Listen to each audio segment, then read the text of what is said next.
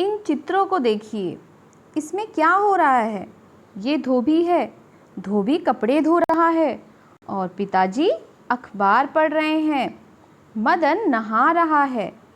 इसी तरह से तोता मिर्च खा रहा है और बस्ते में किताबें हैं।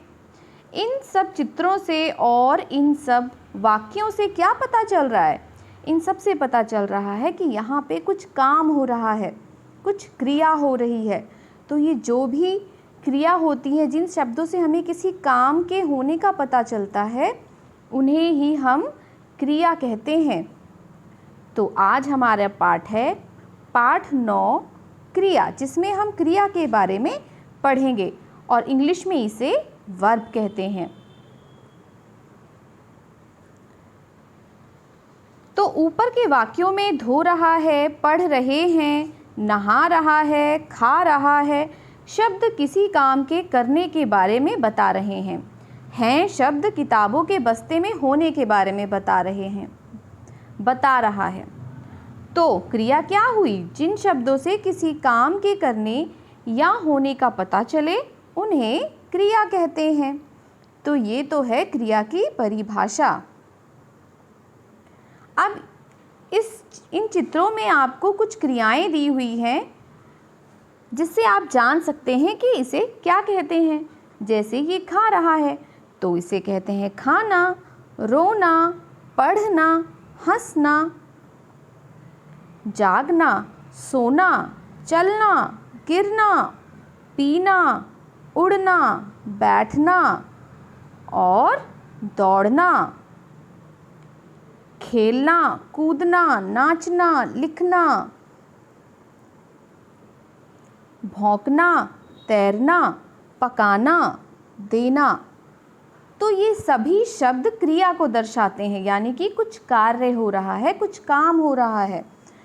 तो जब भी आपके सामने ये सभी शब्द आते हैं, तो आप समझ जाना कि वो क्रिया है।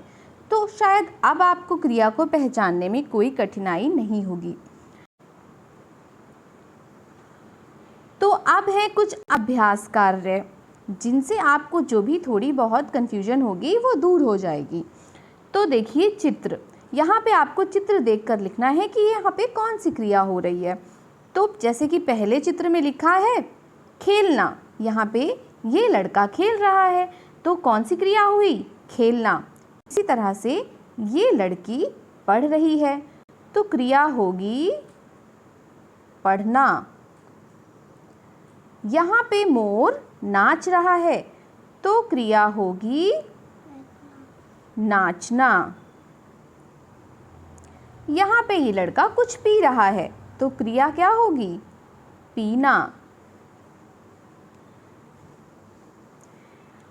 अब यहाँ पे आपको क्रिया दी हुई है, उसको आपको उचित तरीके से मतलब इसमें फिल करना है। जैसे कि यहाँ पे लिखा है पकाना, लेकिन इस वाक्य में कैसे प्रयोग हुआ है? माँ खाना पका रही है। तो इसी तरह से हमें बाकी शब्दों का भी इस्तेमाल करना है वाक्य में। नानी कहानी सुनाना क्या होगा? सुना रही है, तो हम यहाँ लिखेंगे सुना रही है। मोर डैश है, नाचना, नाचना को कैसे लिखेंगे? मोर नाच रहा है।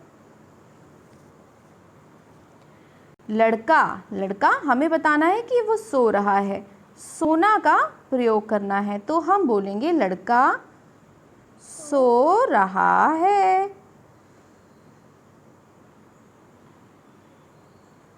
अब नीचे लिखे वाक्यों में क्रिया छांटो। आपको क्रिया छांटनी है कि कौन सी क्रिया है। मीरा नाच रही है, तो क्रिया क्या हुई? नाचना। पिताजी बाजार से आए, तो क्रिया क्या हुई? आना।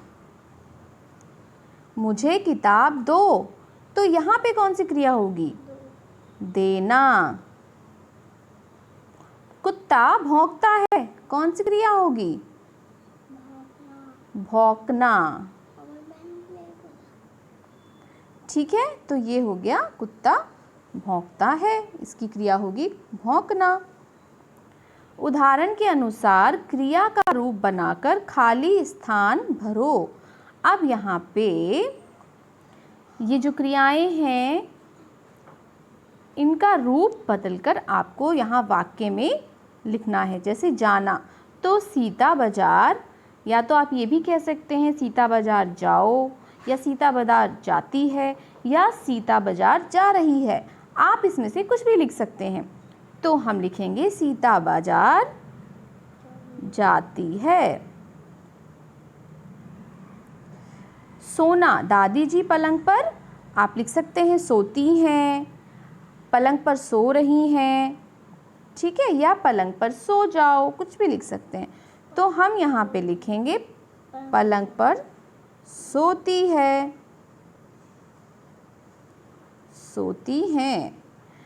लिखना, हरी पत्र लिख रहा है भी लिख सकते हैं, लिखता है भी लिख सकते हैं।